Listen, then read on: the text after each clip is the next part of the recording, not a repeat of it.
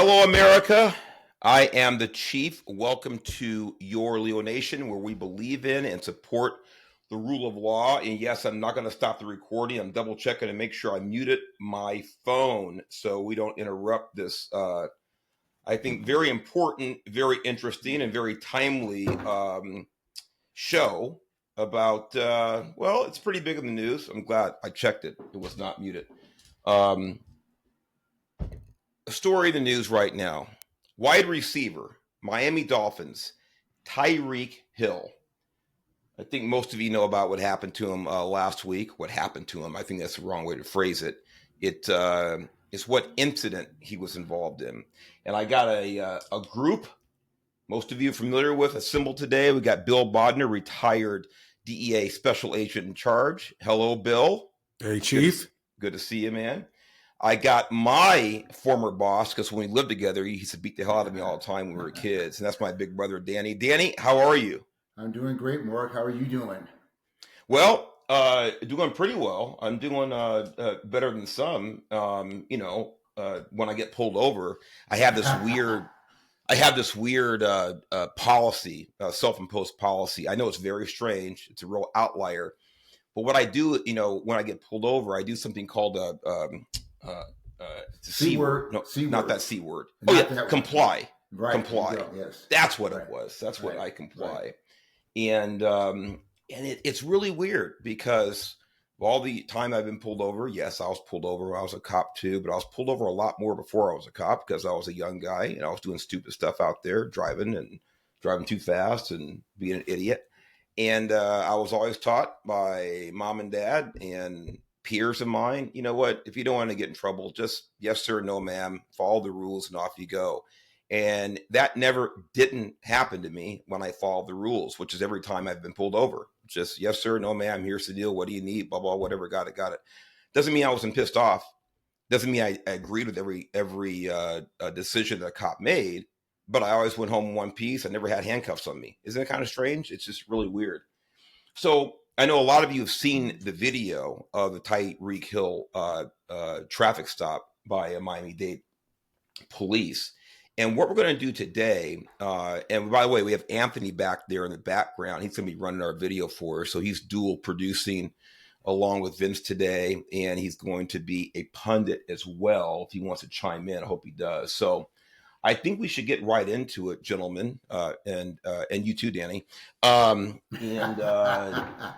Stupid joke, but we're going to talk about Tyreek Hill. But as we watch this, ladies and gentlemen, I just want you to try to put yourself in Tyreek Hill's place as a motorist. I don't care what color you are. I don't care what gender you are. I don't care what you call yourself. Just put yourself in the driver's seat of this car. And as we watch it, we're going to stop it. We're going to dissect this video. It's 11 minutes long. By the way, most of it near the end doesn't have much information. It's pretty stagnant. And so we're not going to watch the entire 11 minutes that was filmed from the Bodycam, but we're going to talk about the meaty part of it.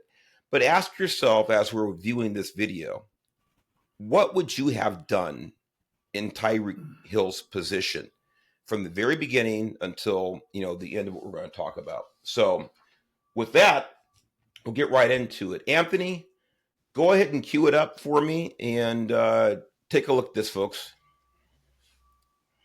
Hey,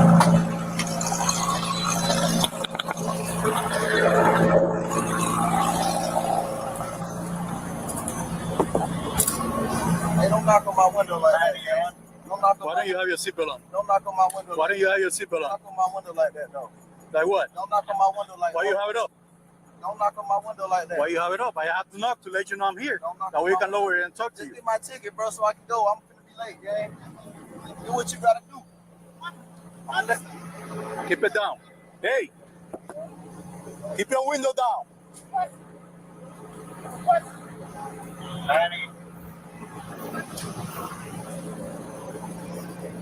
Hey! Keep your window down. Don't tell me what. Keep your window down. I'm gonna Go and stop it, Anthony. Stop it right there. All right.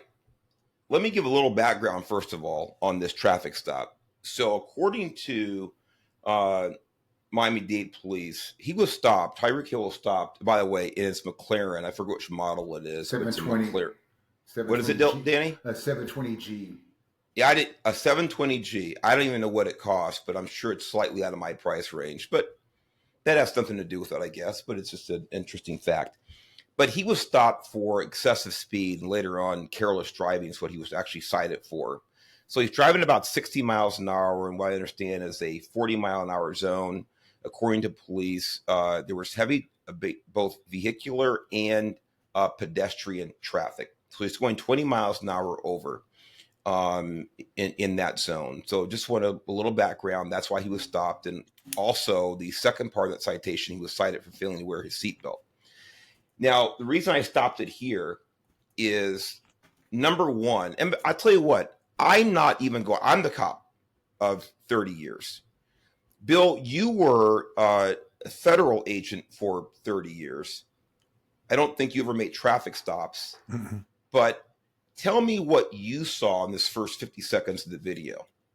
Well, it may not be what you think, Mark. What I saw was, what I was disappointed by, was the behavior of both people involved, right? Both people involved. The Tyreek Hill has really, unfortunately, no obligation to be polite. He has no obligation to be nice. I don't know, Mark, if you ever stopped someone who was happy about getting stopped by law enforcement. But what I saw here was the officer engaging in kind of a tit for tat, which I think, in my opinion, escalated the situation. Why are you knocking on my window? Why are you not wearing your seatbelt? Why don't knock on my window? Why aren't you wearing your seatbelt?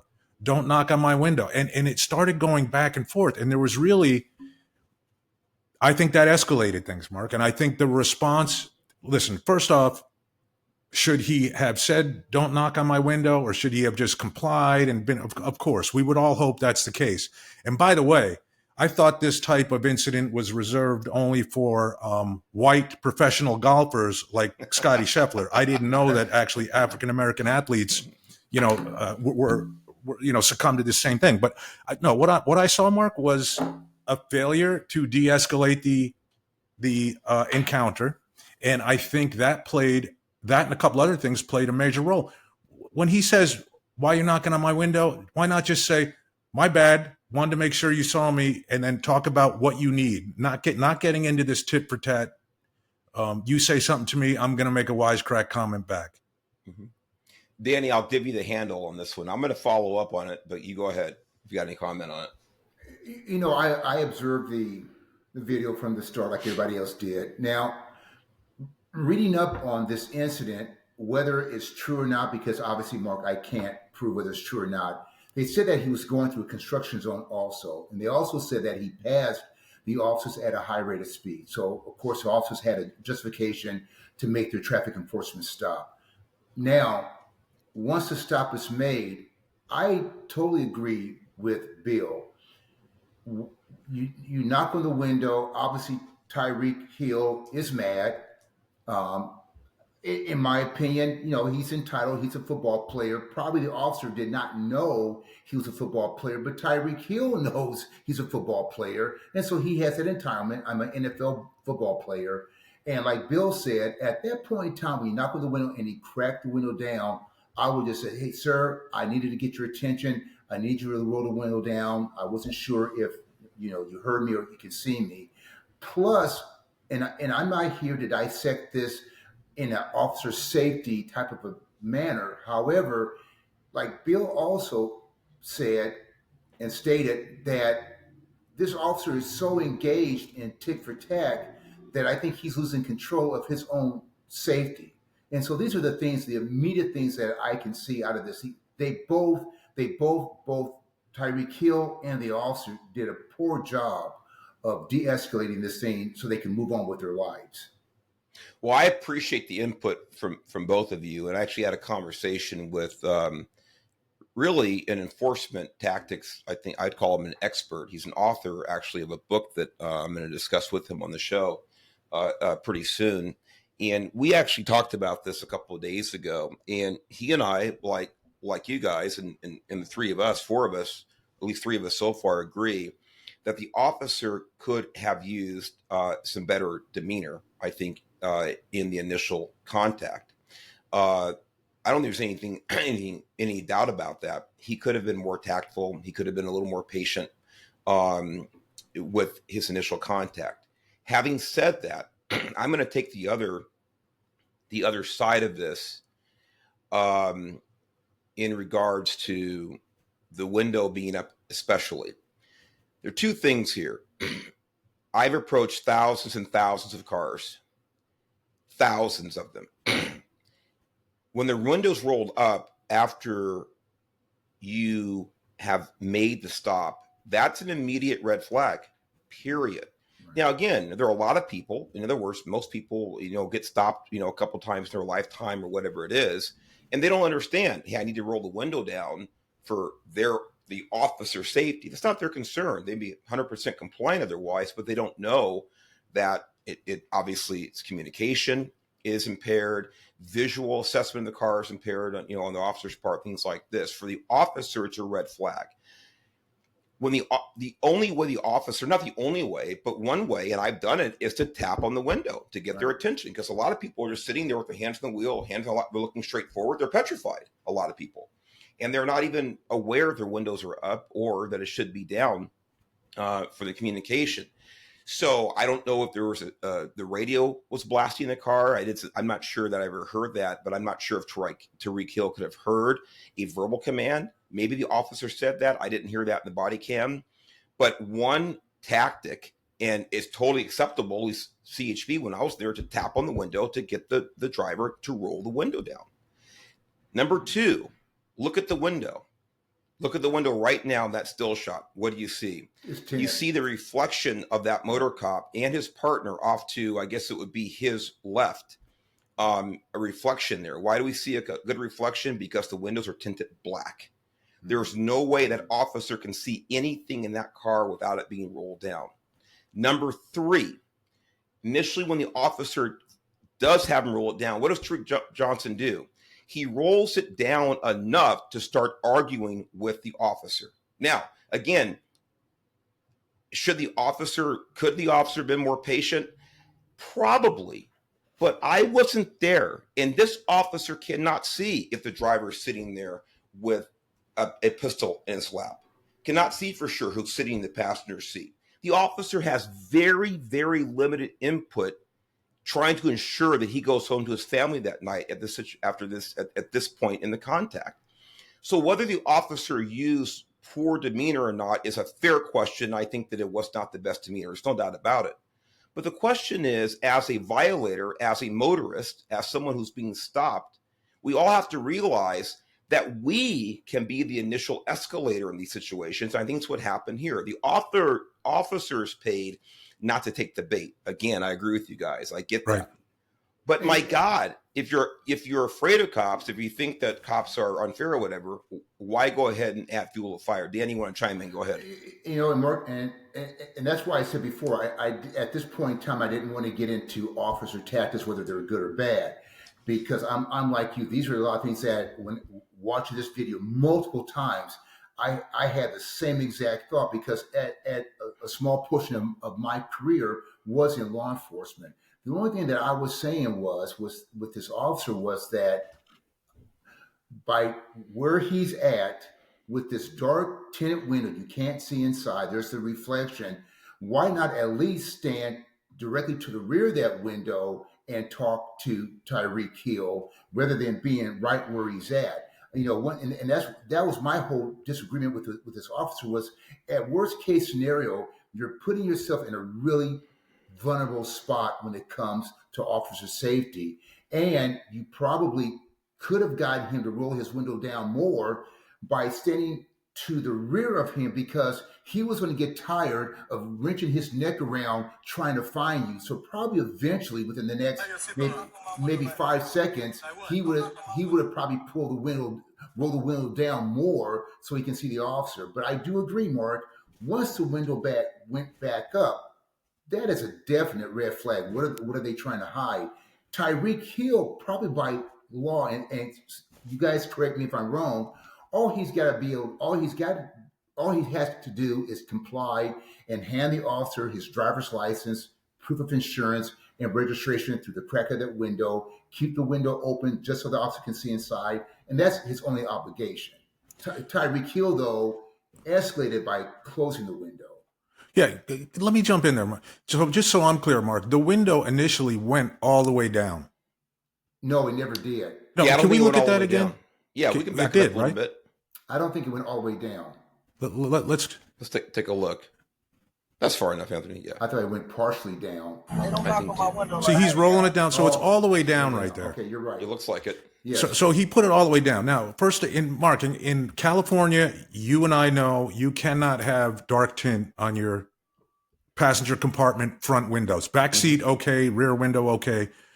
Driver's side window, passenger side window, front seat, not okay. In Florida, I don't believe that's the case. I believe No, you in can Florida, have, I believe you can have tinted windows because you can have tinted windows, you can have tinted windshields. So, hey, I understand officer safety, but maybe the law needs to change then. Maybe the law needs to change because let me ask this question is if it's pouring rain right now, if it's pouring rain, are we to expect him to sit there with the window all the way down during this stop? Is there a legal obligation for him to keep that window down, or is it simply a request that the officer is making for him to keep that down for his perceived safety?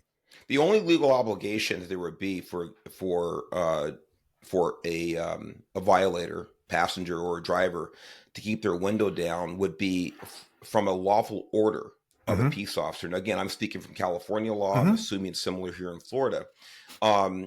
In other words, this for officer safety, for access to the, if the officer can articulate there's a reason to have the window down and they give a lawful directive, a lawful order, then the person has to comply.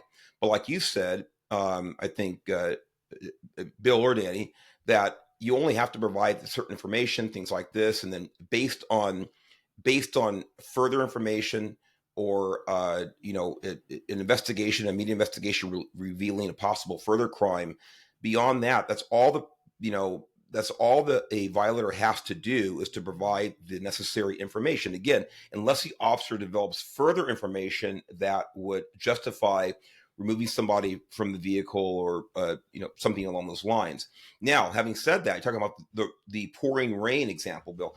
I have told countless people to roll their windows back up while I go back to the patrol car because I don't want them getting soaked. Right. So these are all the things we're talking about when it comes to demeanor and just common sense on an officer's part, is that you have to treat every stop with the same basic tactics, but you have to treat every stop differently based on the circumstances. So in this case, I'm pretty hardened to my position here that the way Tyreek Hill behaved initially really set things in motion to go the way that they did. Danny, I agree with you to an extent that he may have been able to have Mr. Hill roll that window down from behind the car. I don't know what the tactical policies are for Miami-Dade Police and things like that. By the way, I think the officer's in a bad tactical spot because, again, we're looking at this reflection right here. The officer has put himself in the 10 ring on the bullseye at the range right now for any possible shooter, anybody who wants to do him harm. He has made himself the largest target possible. So has his partner behind him. The other thing is, too, they have their rear ends to traffic as well. I know their motorists are behind them, maybe protecting traffic a little bit, but I wouldn't be there. I'd be up here behind this side view mirror looking into the car this way, and that way I can swivel my head and keep an eye on traffic. That's kind of deep in the weeds, but it does go to the fact that this officer certainly didn't do things, in my opinion, perfectly. Right. And the reason why I mentioned to the rear, when I was in law enforcement and I made these traffic enforcement stops, that was something that I did. I approached wide. I had the whole car lit up with every light that I had on my patrol vehicle. I approached wide so I wouldn't be in that rearview mirror. And then once I got to the car, I got to the rear just to make that driver a little uncomfortable, make him twist his head around so that way I could see any other movements that he would make. And I think that if he had gotten behind, and this is just speculation, this is just my own opinion, maybe if Tyreek Hill had to keep turning around really hard over his left shoulder to try to find that officer, he would have gotten so frustrated, he would just roll the window down and say, hey, let's get this thing over with. And that's just my opinion. It may not have worked. And on top of that, that's not what this is all about anyway. This is not about, in my opinion, about officer tactics. It's about really about our responsibility as citizens to be compliant with legal orders, directives from law enforcement. Yep. Anthony, go ahead and let this play to right about 1 minute. Go ahead and let it play. I want you guys to hear something.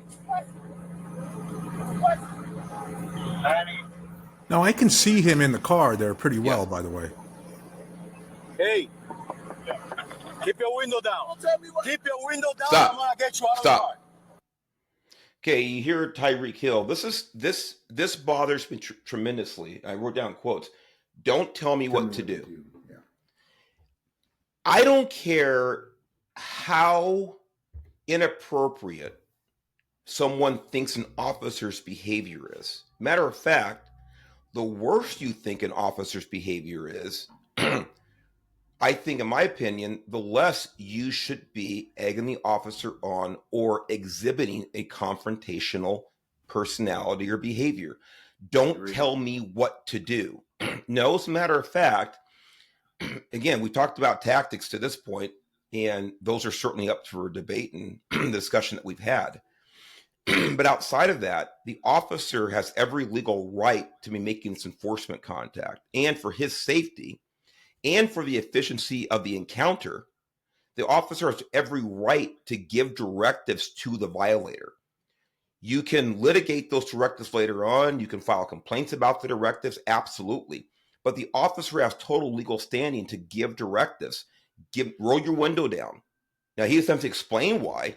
Roll your window down for my safety so I can see what's going on in there, or at least so I can get the information from you. I can explain to you why I stopped you. I can hear your voice for your explanation or any questions you have.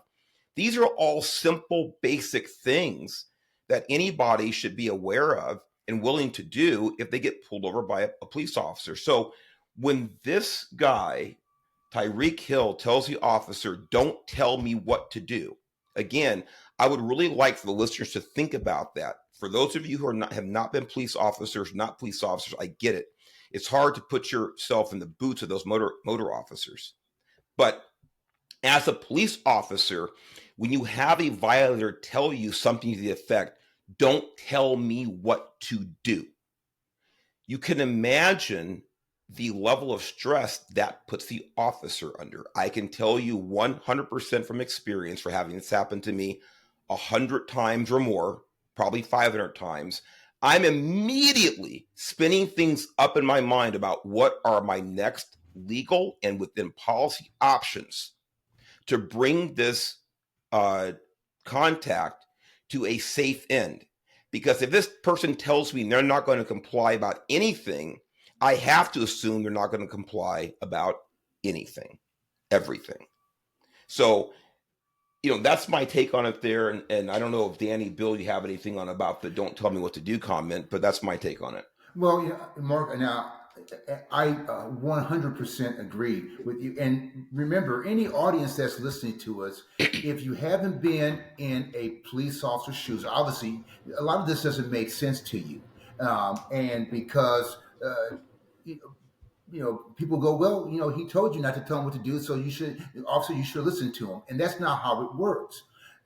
So far, everything that this officer's done has been a legal justification. It's been a legal stop. And at this point in time, the officer now is in legal custody. He's in control of the situation. And Tyreek Hill is trying to tell him, no, you aren't. And so once again, that to me draws out a red flag. What else is going on here? What's going on with this person here? What is this person thinking?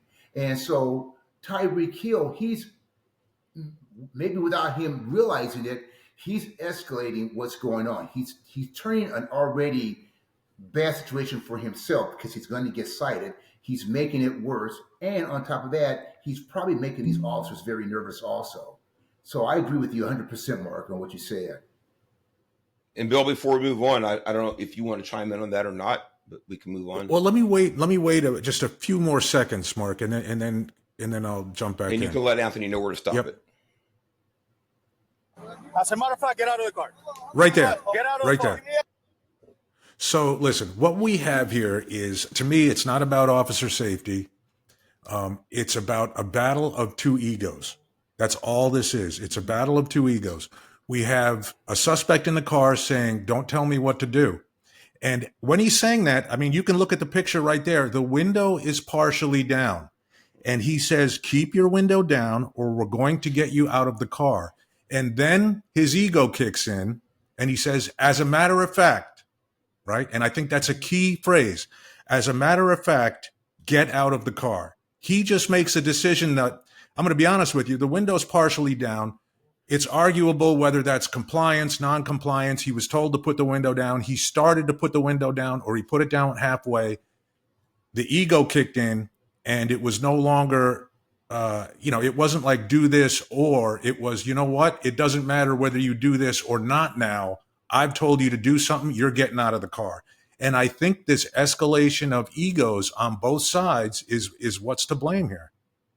Well, again, I couldn't agree more that there's definitely there's a confrontation here building from both parties here, and the ego thing. Listen, again, how many thousands of stops did I make? I can't count. And was my ego involved in almost every single one of them? Absolutely. In other words, the word ego is sometimes, I think in this case, it's a good example where it certainly played a heavier role in the officer's behavior than it should have. But my ego was involved in every time, but ego in the sense of, I know by law that I have to be in control of the situation, that I have to, quote unquote, win whatever confrontation may take place. If not, things are going to be very, very ugly. So if you don't have some legal level of ego, some level of confidence, some level of self-confidence about controlling the situation, things can end very ugly for an officer or for both parties involved. In this case, could the officer have used a different approach and still won the ego battle? Yeah, absolutely. Yeah. And we're going to see that in a minute. So yeah, because I think, Mark, I almost would take the opposite point on that, where I think it's a lack of self-confidence on the officer's part that causes him to escalate. Well, maybe, Bill. I don't know. I don't know if it is. I don't know if it's lack of self-confidence. I don't know that. Look, the officer is a 27-year veteran, and that by itself, that really paints a very important part of the picture, that he's very experienced in, obviously, traffic stops and other types of enforcement contacts. Does he handle every single one like this? I probably doubt it, but I think that having 27 years in the job, and again, we're looking at this virtually on the video. We weren't there. There's certainly subtle things that happened that he saw, that he heard, that he sensed that we simply don't have the ability to do. And may have that sent him in a direction that we think is maybe questionable. Maybe, I don't know. But he's been around for a long time. If this were a cop that had been on the job for 7 months, I might have a different opinion about that. But this is a seasoned veteran, and there's no doubt that you have two strong-willed people here. The thing is, I know I keep going back to this, but if you're strong-willed as a violator, I'm sorry, that's when problems start. You can have the most aggressive, I mean verbally aggressive, I don't mean physically, but you can have the most aggressive officer, the least diplomatic officer in the world. But again, 99.999 times out of 100, if you simply comply with whatever gruff commands he or she gives you, you'll just drive home and have your ticket or verbal warning, whatever it is. There's a reason that this went sideways, and it was not initiated by the officer. Again, my point, we're getting to the end of this right now, kind of conclusion statements. But I think this didn't have to go this way. But let's watch the next part of the video, And I have it time stamped at 2:20. But if Danny, if Bill, if something comes up in the next minute that you want to stop before that, please go and give a shout out to Anthony. Anthony, go ahead. Get out of the car. Get out of the car right now. We're not playing this game. Get out. Get out. Get out. Get out. Get out. Get out. Get out. Damn. What part of blood are you in this? Hey, Drew, I'm getting arrested, Drew. I'm getting arrested. I'm getting arrested, Drew. I'm getting out. God damn, twin. When we tell you to do something, you do it. You understand? You understand? Not when you want, but when we tell you. Go ahead and stop it there, Anthony. Go ahead and stop it there. I know it's way before the minute 20 seconds I just called for. There are two things that occurred to me right now because, and we can go back and look at it if you guys want to, analyze it and verify what, what I think I saw was real. But when the officers opened the door, right? Actually, maybe you guys can help me. I don't know if the door is unlocked and the officer opened it or if Tyreek Hill opened it. Does anybody have an opinion about that, or is there any way to tell? I wasn't really paying attention.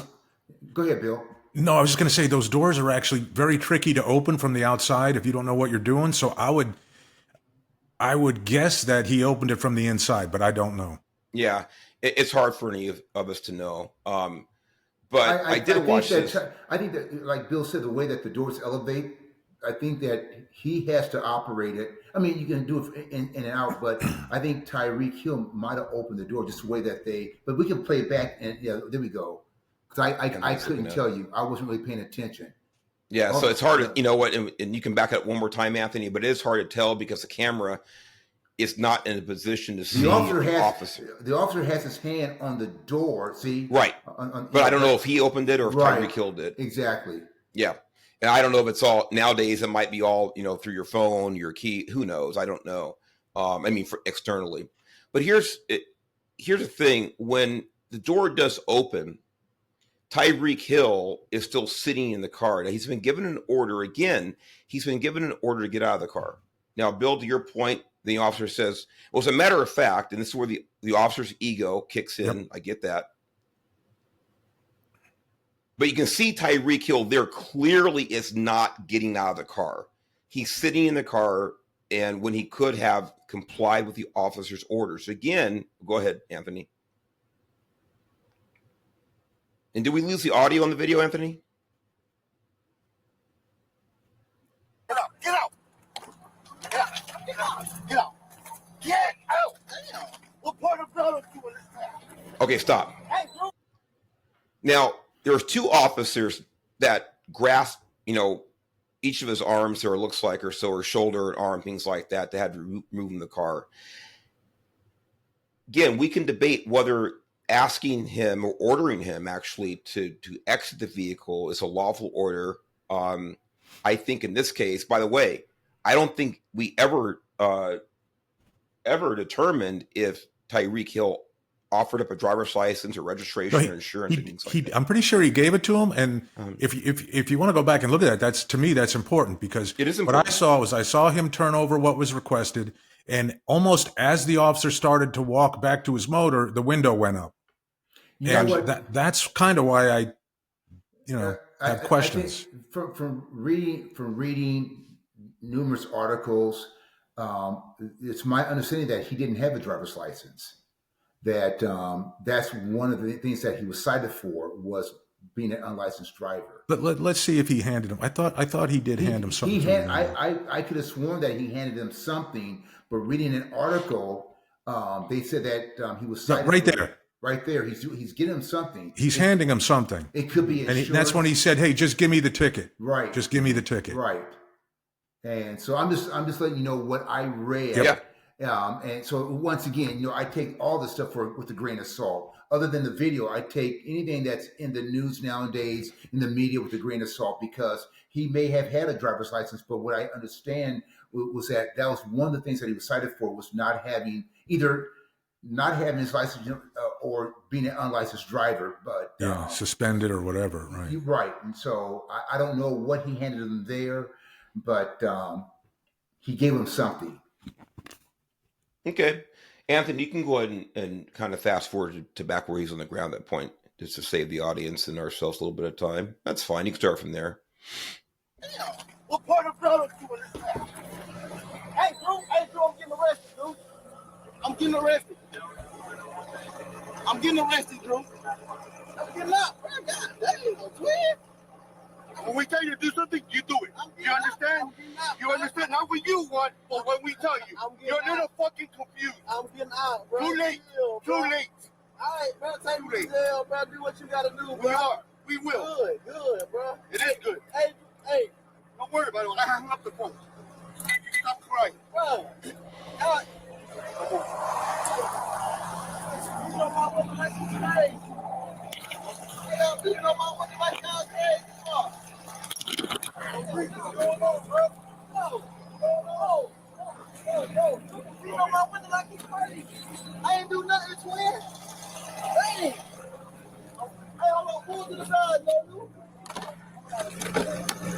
Hey. I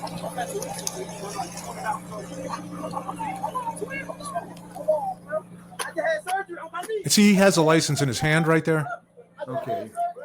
Okay, the officer. and he's opening up his computer. Right. Chill, bro. Hey, don't do, bro. Hey, come on, Now stop. Stop. Okay, this is the next part, and we can continue with specifically Tyreek Hill. Look, let me be the first one to say, if I had been in that situation as an officer, I don't think Tyreek Hill would have ever come out of the car, at least not that soon. In other words, been in that situation countless times where I've had non-compliant violators. And it's frustrating and it's stressful because, first of all, it's frustrating, especially for a high patrol officer. A lot of times you're up on the freeway, you have cars going by 70, 80, 90 miles an hour on your backside, or you're between a sound wall in the car because you don't want to have your butt out in number 4 or 5 lane next to those speeding cars. And so you don't have a lot of tactical advantage and things like that. So you want to get the hell out of Dodge as quickly as possible. So we have people who are non-compliant. Now, by the way, that's not the situation here, but we have people who are non-compliant in that situation. You understand that your risk of being hit and killed by a car, or their risk of being hit and killed by a car, is going higher and higher with every second that passes. And I've had a lot of, colleagues killed on traffic stops by traffic. And so that goes through my mind. So there's a lot of things going through officer's mind. That wasn't the case here. He had a lot of backup. It seems like they have a lot of motors out there blocking traffic, slowing traffic down. Traffic's not a huge concern. However, the concern is the longer that someone is not compliant, the more likely that the encounter is not going to end well for somebody. That's just a statistical fact. The longer someone's not compliant, the worse things go. So again, getting him out of the car when they did, and for whatever reasons they felt necessary, I totally get the debate on that. Did they have to do that? They probably didn't have to do that. But the question is that this person, he is failing to comply with, as far as he knows, our legal orders by the office. He's failing to comply. You mean this individual walking up right here? No, not yet. We're going to get to him in a minute. I'm talking about. Okay, Tyreek you're still Hill. talking about Tyreek Hill. As I said, we're still talking. My bad. He's failing to comply, and what happened again? I always use the analogy is that we hear all the time about how evil cops are, how racist they are, things like this, how over aggressive they are. But the same people will say this, and by the way, we're going to find out just how full of BS Tyreek Hill is. But in the global sense, but the same people who say these things, it seems like often they're the ones to be the least compliant when they're dealing with the people they say are so dangerous and so racist. It's ironic to me. And the analogy I always see, so wait a minute. If you know that the Ku Klux Klan wants to kill you, why would you walk into a Klan rally and start using, calling people, whitey? Now, it's an extreme example, but in other words, if you're convinced that these cops are so bad, why don't you do everything possible to keep yourself safe, to keep yourself from raising the confrontation level? And this is what I don't want to, officer, what do you want me to do? What do you want me to do? And you can say, what do you want me to do so I go home safe? And to the opposite, Tyreek Hill did things that are going to, rightly or wrongly, are going to raise the stress level, quite frankly, for everybody involved, him and the officer. So I know I'm editorializing here right now. If you guys want to chime in on that, you can, but we'll move on. It's funny. It's funny, Mark, because what you just said, I was going to say toward the end of the exact same. I was going to say the exact same thing that you just said. I remember on the very first podcast that you and I did, talking about where we grew up and stuff. We talked about police, and we talked about traffic enforcement stops and contact with police, and I admitted that I've been stopped in excess of 30. I said 50. I'll say 35. But hey, Danny, here's how bad it is. I saw you get stopped one time, and you kept going. bless your heart. So I wouldn't be associated with your ass. Exactly. And it's not a bragging point that I'm making, but it's a point that okay, I drive fast, I get stopped, but I've never in my 53 years of operating a motor vehicle here in the state of California and here in the United States, because I've been all over. I've rented cars everywhere. And so in my 53 years of driving, I've never once been yanked out of my car. I've never once been handcuffed by the police. I've never once been threatened. I've never been shot by the police. Typically, they lecture me. By the grace of God, and I'm a really good kiss ass. They cut me loose. And yes, for a while there, I did carry a badge, and they respected that badge, I guess. But I've never, ever in my life, in all these stops that I've always had, and I guess you can call me the luckiest guy in the world, I don't know, but I've never once had a problem with law enforcement, only because I don't want to get the ticket. And so guess what I do? I comply. I answer their questions, I give them what they ask for, and I comply. And that's the Danny, I want to chime in on that because, and Bill, I'm going to certainly give you time on this point. But I want to correct you on one thing, Danny. If I remember correctly, and I didn't know about this until a few years later because you and I are 7 years apart. But if I remember correctly, you were actually held at the business end of a shotgun by a local police department where we grew up as a result of mistaken identity at a drive-thru restaurant. Is that accurate? That's correct. It was a mistaken identity. The cops got there at the scene of a would-be or maybe a possible robbery, and you were misidentified, and you were held at shotgun point. And what did you do? You complied. I complied. You still went home safely. You talk about stressful situations for cops. In that situation, they got a call. They show up. Here's someone who they thought had committed the felony that they were called to, they were responded to. And even in that situation, you went home safely. And here you were, a black man in virtually an all white neighborhood at that time.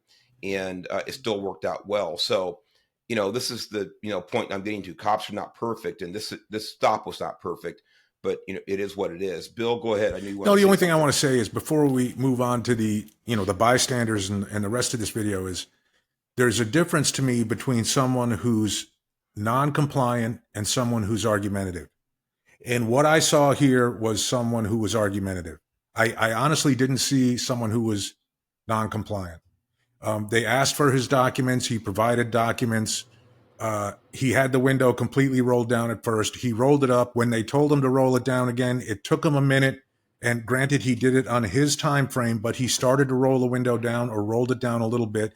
And again, he was argumentative, but I do not feel like he was non-compliant with the demands. And it comes down to what the officer said. And again, this is where ego comes in, where he says, you don't do it on your time frame. You do it on our time frame. And I feel like that was an escalation. De-escalate. I feel like this really could have been avoided by de-escalation on the officer's part. And again, in an ideal world, of course, no one is going to have that attitude when they encounter the police, right? But we know the reality is that's going to happen. There's people like that.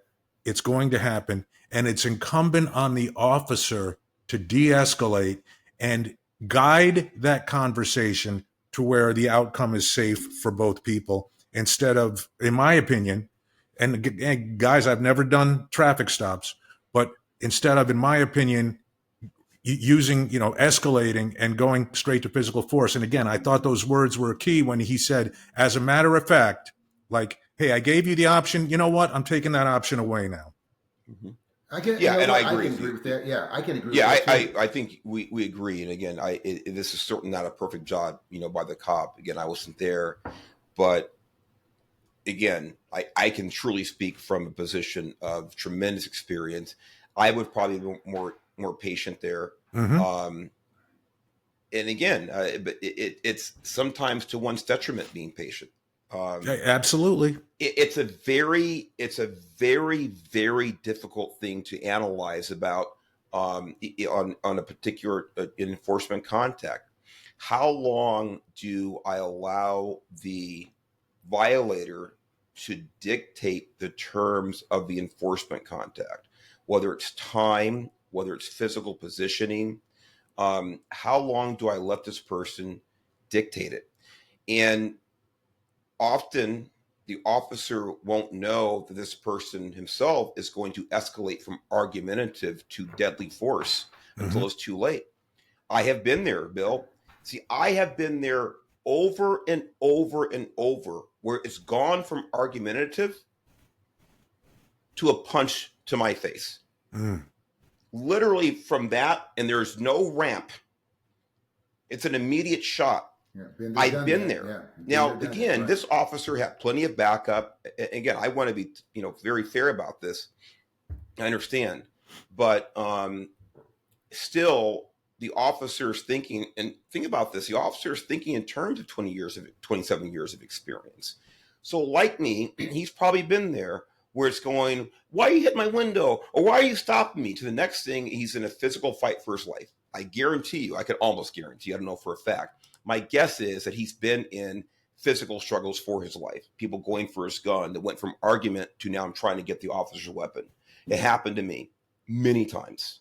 And fortunately, I came out of them, safely, but it may not have turned out. So, but Mark, in those situations, and not to really get in the weeds on this, but I would assume for that to happen, the person would have to be out of the car. Yes.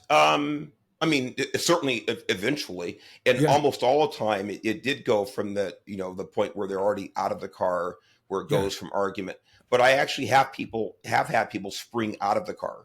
Now, again, that was probably 2 or 3 times where people just decided. By the way, and most of those people, I don't think Tyreek Hill was, but most of those people were on some type of substance where they decided, whatever. But again, the officer's the one that's taking all this in, the totality of the situation, and based on his training experience, especially experience in this officer's case, that, I'm just not going to put up with this guy, whether it's argument or it's noncompliance, whatever you want to call it. And there is a grade there. I give you that. But at some point, I'm done with this. You're going to comply with exactly what I tell you to do. And then if you don't like what you got to do, then you can file a complaint. You can sue me, sue the department, and that's how it's supposed to go. That's what I would do. If the officer tells me, hey, I want you to get out, I want you to hop on 1 foot, I'm going to do it until I can't do it anymore. Then I'm going to get a lawyer. I'm going to call the department. I'm going to sue and things like that. But I know I'm not going to win the battle if I say, you know what, I'm done with this. I'm not going to do any more of it. I'm going to end up in handcuffs. Then I'm going to sue him. So, okay, what's the quickest path to me getting out of this and taking legal action? That's the way I think that it should be done. Mark, can I chime in real quick? Absolutely. One, I like everything that Bill said, and I actually agree with everything that Bill said. But one thing that I've always taken into consideration is the famous line by Vince Lombardi when he said, "He who hesitates is lost." One thing about what Bill said was, and he was right, was the guy not compliant, or was he just argumentative? And I believe, and I agree with Bill, the guy was argumentative. But remember, distractions. It's like a magician. The quick hands, and the hands are fast in the eyes, or whatever the saying is.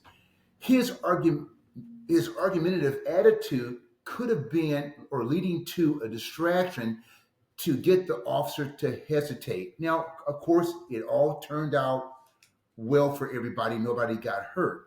But Mark, you've been there, I've been there in situations where the person may be in the car, but because they're trying to do something to get you to hesitate, they're getting you to maybe walk, maybe reposition your body to get you so frustrated that you aren't thinking about down the road. Just that instance could mean the difference between his reaction and life and death.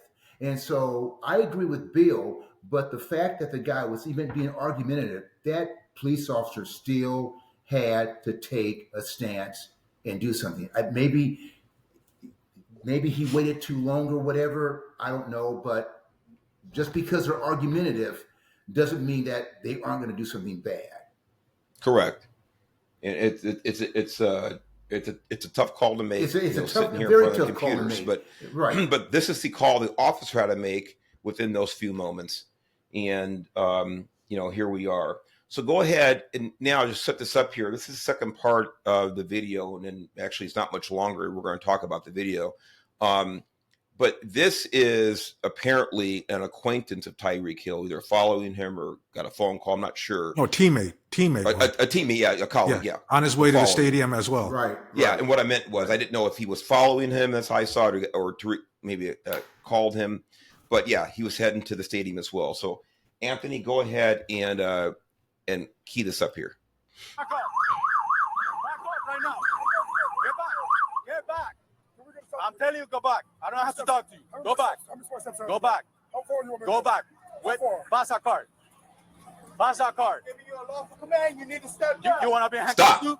Stop. All right, then back up. Stop. Okay, I don't know if you guys heard that or not, but lawful command. In the audience, but he's telling this guy to back up, and absolutely rightfully so. Yep. In California, it's called 148. It's impeding, interfering, delaying in officers' official actions. It's 148 PC. And I don't know what it is in Florida, but I'm sure there is a similar law on the books.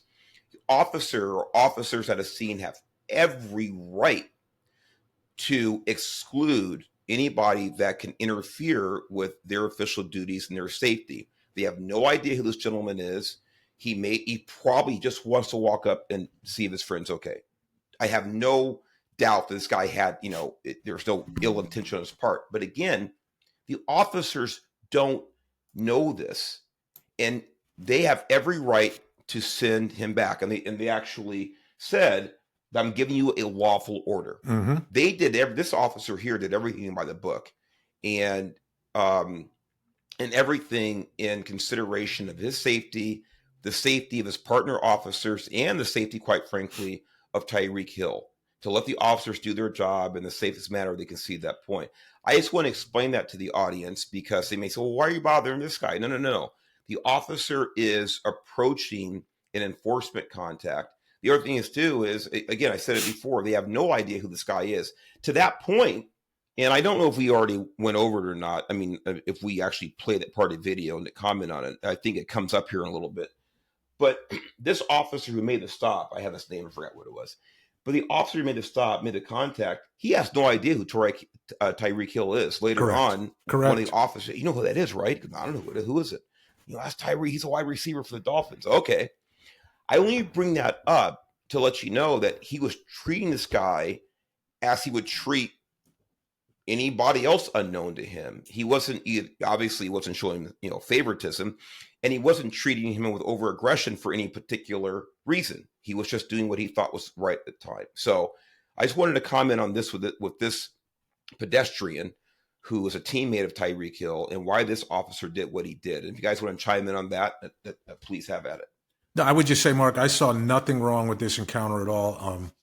I think this part of it was handled well. I think they eventually handcuffed this guy, but we'll see.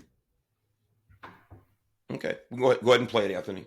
We're not playing this game here, man. Well, I just want to know what happened. So it's not your business. It's not your business. Keep going back.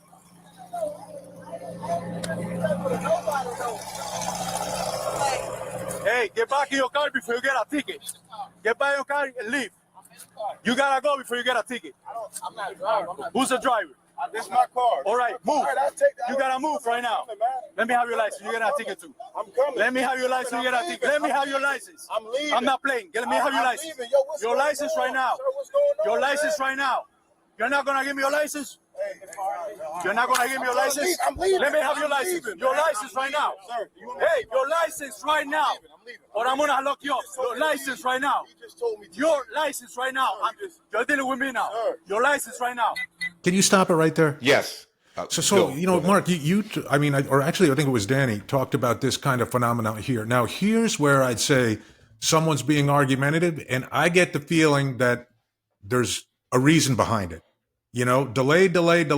He knows what he's being asked to do, and he's just kind of using subterfuge. Wait, this guy's saying this. What's going on? You know, he's kind of acting like he doesn't know what's happening or whatever. And obviously, he's doing all that to avoid compliance. This to me is a little bit of a different encounter than the initial encounter with Mr. Hill. Right. I agree.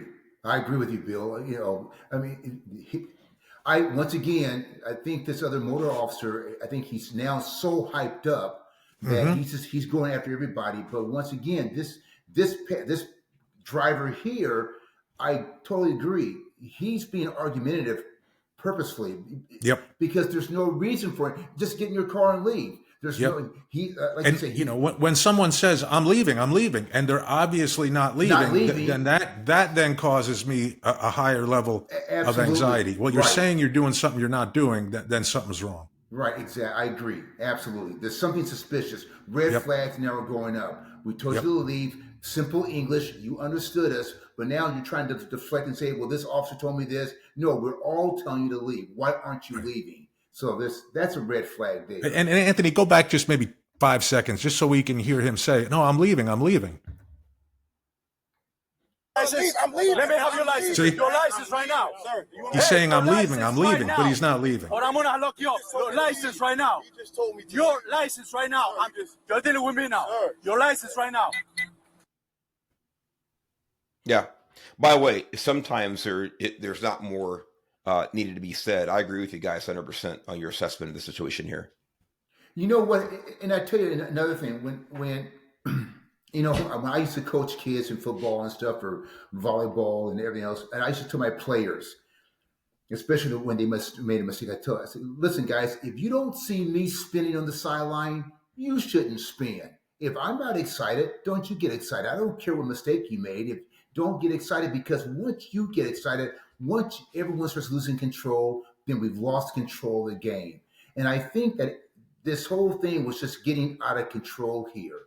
This gentleman right here wasn't being compliant. He was a driver. He wasn't being compliant. The other motor officer now, he's so hyped up from Tyreek Hill. Now I think he just wants to arrest everybody on the street, even though this guy here is not legally parked. He has no legal right to be here. He should move on. He's interfering with what the police officer's doing. But I think the whole thing is getting out of control. And the officer on the other side there, I think he should have done more to step in and try to de-escalate the situation and tell that motor officer, hey, listen, let me handle these guys. You go back to Tyreek Hill and you take control. Let me get these guys out of here. And I think that if they had just started calming things down, these guys would have left. But I mean, once again, I wasn't on scene. I'm just looking at a video and making my assessment there. And I wasn't there. So I don't know what these guys were thinking, but that's just my opinion on this. Yeah, Danny, I agree with you. It again, we look at it as Monday morning quarterbacks, all of us, whether you're law enforcement, former law enforcement, never law enforcement, whatever it is. And it's easy. Well, you know, the officer could have fine-tuned this and they could have done this a little better, but we weren't there. And they were in the heat of this. Could they say, hey, get out of here right now? Or, hey, you know what? To your partner, go take care of that. Like you said, Danny, go handle that part of it. The other part, I said there, you know, sometimes you guys covered it great, but the other part just occurred to me. Well, it did just occur to me. But I want you to understand, they're dealing with one guy who's walked up on the scene. They have this guy in front of the scene they're dealing with. Yep. And quite frankly, and I know the officers, you know, Tyreek Hill at some point says about, just another black man being arrested or something to that effect. I'm paraphrasing, but he says that in the video. And the officer replies, hey, we're people of color too, because they're all Hispanic. I mean, I don't think all are, but some of those officers are Hispanic. but we cannot disregard the elephant in the room, the racial aspect. Right. And these officers, you know it. Even during my career, I mean, again, I was there when, the Rodney King riot. So my entire career, I'm thinking about Rodney King, and I stopped Rodney King one night. And, so I'm immersed in this whole reality that everything's going to be looked at through the prism of race for the rest of my career. And these officers know it too. And not only are they thinking about race as, as a prism through which everything is seen, but they're thinking about specific events. They're thinking about the riots in Minnesota. They're thinking about, riots across the country. They're thinking about how these things, a lot of them escalated from a simple traffic stop. They're thinking about these things. They don't want this to happen to anybody in the community. They certainly don't want it to happen to themselves. They don't want their families watching their husbands, go to prison. These are things that I guarantee are going through a mind. Now, when we start having a number of individuals around the scene, and now the tensions have to be escalating, and they're doing what they can, maybe not perfectly, maybe incorrectly, but they're doing what they can now to stop the situation. So these are all things I hope people are considering when this is going on. It's a very, very difficult situation. So. And Mark, you made a good point about these are things that people need to consider as citizens. And you made a point when we were heading to Florida, and I got pulled over by that Arizona Highway Patrol officer. Texas, wasn't it? Or was it Arizona? No, it was in Arizona because we had just started, and I was just burning fuel. Okay. You were just warming up, yeah. I was just warming up, okay. And I was down the back straightaway at Talladega, but. One thing that you and Marcelo did was you kept going. You're my brother. Marcelo's my friend. You guys kept going. You didn't even wave at me. And you guys kept going. Marcelo didn't park in the back. You didn't park in the front. You guys didn't get out and walk up on this law enforcement officer. You said, hey, you know what? That's Danny's problem. He's a grown man. He can take care of it. And you guys kept heading toward Florida. And eventually we settled everything, and I took off. And what I did was I obeyed orders, and I listened to the officer. I didn't disagree with them, and everyone got out. As a matter of fact, he didn't even write me for speed. He wrote me for misuse of public utilities, believe it or not, whatever that meant. So I didn't know. Yeah, that's what he wrote me for. It was a $105 ticket and didn't go. But anyway, I'm just saying that you guys did not do what these gentlemen are doing. We didn't interject ourselves into the situation. Absolutely, and so these, we all have friends and everything else, but what these guys are doing is completely wrong. You're interfering with the actions of these police officers. You're interfering with them conducting their business, and all these guys are doing they're adding fuel to the fire. And as citizens, they should look at this and go, you know what? We keep our distance. Everyone's got a cell phone now. If you want to be 40, 50 feet away, whatever it is, videotape, but stay out of the officer's way and let them do their job. Yep, absolutely. By the way, the coach said he was proud of these guys for stopping. Coach? Yeah. The coach of the Dolphins. Well, I tell you right now, if I don't like the head. Well, it's a discussion for a different time. It is a discussion for absolutely, Bill. Yeah, the NFL. I'll talk about that a little bit, Bill, near the end here. I don't think that they are the best example of holding people to standards, quite frankly. Right. But anyway. So, Anthony, go ahead and play it again. If Bill, if you see anything that rings a bell, you want to stop for it, Danny. Yeah, just 506, Anthony. Yeah, but 506. I said, other than go take it to 506, Anthony. Yeah, let's go to 506. We're not playing this game here, man. What's the end goal, man? My license in my bag. Let me get. All right, go get your license. Get my bag, man. Close that door.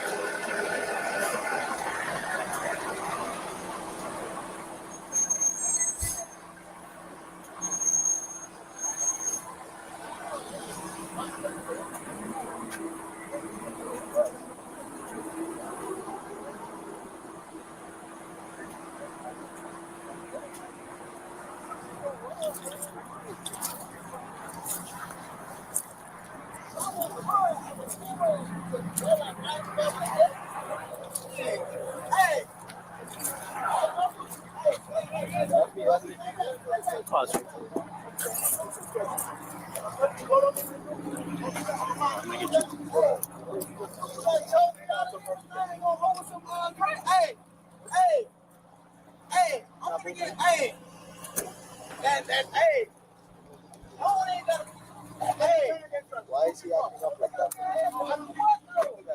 Huh? You know who that is? No? One of the Dolphins star players. Oh, yeah?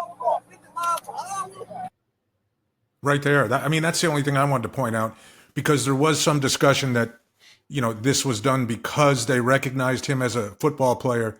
And obviously, at least in my mind, obviously, the guy who made the stop had no idea who it was. No, he didn't. Yeah, and Bill, sorry, I stepped on your that point earlier, and I didn't realize that was around 5:06, but it's an important point. I'm glad you reinforced it. Again, rightly or wrongly, they were doing things, at least objectively in their mind, and without any bias, because he was a rich football player.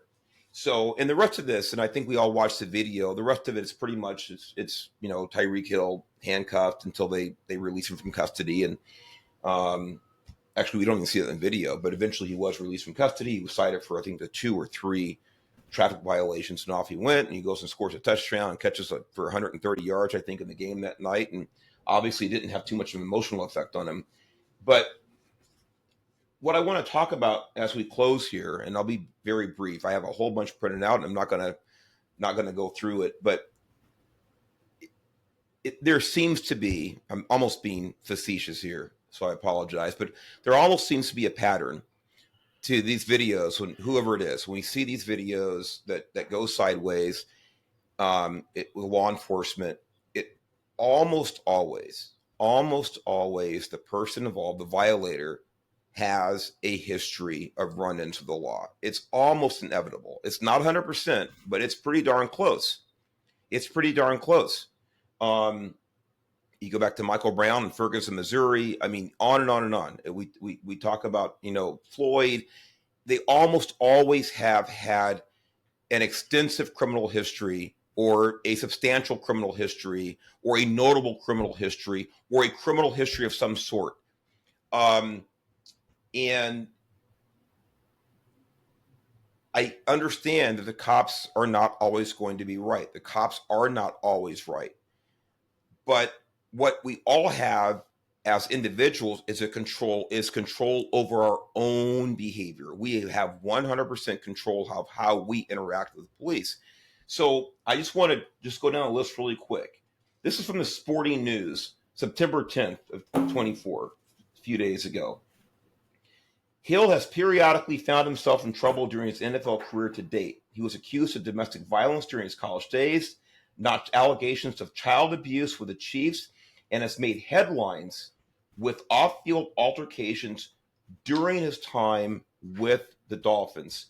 So, again, I got this stuff all laid out here. I'm not going to bore the audience with all of the deep in the weed details, other than whether it's his girlfriend with claiming domestic violence, him being arrested for child abuse.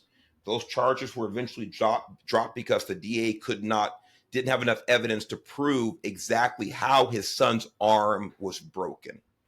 They couldn't prove exactly how it happened, but he was arrested for child abuse. And there's actually audio you can listen to with him and his girlfriend, the child's mom, talking about what happened to the kid. But still, there wasn't enough evidence. He wasn't. They thought he would go undrafted because of his arrest record. And in 2014, due to his 2014 arrest, I'm reading a little bit here. So in 2016, Kansas City drafted him in the 5th round, 165th overall. He dropped way down because of his behavior issues, ladies and gentlemen. And this is a quote from the general manager of the Chiefs at the time. I guess he still is, maybe not. But I just want everyone to understand that we have done our due diligence with regards to full vetting each one of our draft class members, said the general manager, John Dorsey, via the Kansas City Star, we would never put anyone in this community in harm's way. And the reason I read this, because I think Bill and or Dan, you guys brought it up about some of these players in the NFL. I don't believe that quote, or I don't believe what he said is true, that we would never do anything to put our community. No. You're running a business, and if you can fudge it, and you can hire somebody that you think probably won't commit a crime or probably won't do anything that endangers the public, won't do anything that's going to, quite frankly, embarrass your franchise. I think if you're hoping you can get away with this, you can fix a problem and ensure it won't happen, you're going to go ahead and draft this guy because the NFL is in the business of making money. I'm all for making money. But let's not pretend that the NFL doesn't turn its eyes, turn a blind eye to some of this behavior on and off, especially off the field. It's happened over and over and over. I mean, we have people who were arrested for murder that were tried for it, that were acquitted in the NFL. They were acquitted of murder. Right. Yeah. But they still went on to, quite frankly, probably a Hall of Fame career. I won't mention who I'm talking about. Right. But, and probably more than one. We know one for sure. And the fact that he wasn't found guilty by a jury of his peers doesn't mean that he didn't commit the crime. And by the way, there are two investigations always. There's a criminal investigation, and then often, I should say, there's an administrative investigation. And I'm telling you right now, the person we're talking about, the NFL probably had reason to believe that person had committed the crime for which they were arrested. But they still wanted to win football games. And so they went ahead and kept him they could have fired that guy for violation of the NFL's personal behavior rules. Aside from the fact that he was just involved with another person who was found guilty. I say all this for this reason. Hiring people like Tyreek Hill comes with the risk, because everything here, I won't read it, but all these pages here, these are all individual incidents. I'm dropping them on my computer keyboard right here. This is all Tyreek Hill. That's all Tyreek Hill. The guy's 30 years old. I'm 61. I've never been arrested. To get arrested once, that could happen to a lot of people, probably most people. To get arrested twice, that's a pretty big long shot. To get arrested 3 times, you're a criminal. Right. You are a criminal. I'm sorry. This doesn't happen by chance. Why is it so important to what we talked about in this video? It's important because that officer, as imperfect as its enforcement contact was, it wasn't perfect. I would have done things differently, probably. But he's been on the job for 27 years. A law enforcement agency has had almost 3 decades to continuously evaluate his behavior, to vet him, based on complaints or whatever it is, and he's still there doing his job. He hasn't gone to prison for excessive use of force. He hasn't been sued out of existence for whatever it is. He's still there. But the person he encountered several days ago, Tyreek Hill, has a long history of doing crap that puts himself, police officers, and the public and his family in harm's way. I just want to make that editorial note here. And if I had to roll the dice, I stick with that imperfect police officer rather than Tyreek Hill if I want to get safely through a day. Right. I agree 100%. I think that the most obvious moral end of the story here, is just to, if you're pulled over, obey, follow the directions, follow the orders. It's not that big of a deal to hand someone a driver's license, proof of insurance, your vehicle registration. Give it to them. Don't argue, because if you argue, you're going to lose the argument anyway. And you know what? And if these officers do something wrong, get their name and badge number and file a complaint and do like everybody else does. And that's the moral of the story there. That's the easiest thing to do. No one gets hurt. Like I said, I'm 69 years old. I've had, just because of my poor behavior in driving, I drive fast. And I've been pulled over a number of times for speed. And I tell you right now, I've never had an encounter like that, because it's always just been, yes, officer, what do you need? And like I said, I've been very blessed that a few times I've gotten tickets, but for the most part, they've let me go because I respect their decision to pull me over. And I think that's just the moral of the story. Just do what's right. Bill, Danny, I agree with you. And Bill, I'm going to give you the final word today. No, nothing further, Mark. I mean, I think you hit it. Well, with that said, ladies and gentlemen, I hope we gave you some insight from our three perspectives here.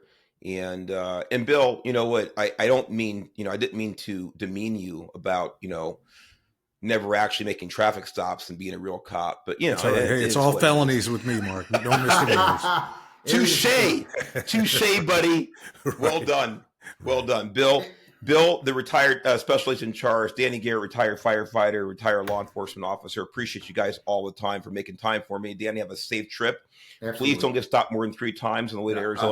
I'll try not to. You guys be safe. We'll see you next time, Euroleo Nation, where we believe in and support the rule of law. I am the Chief. God bless you. God bless America. Okay. Bye-bye.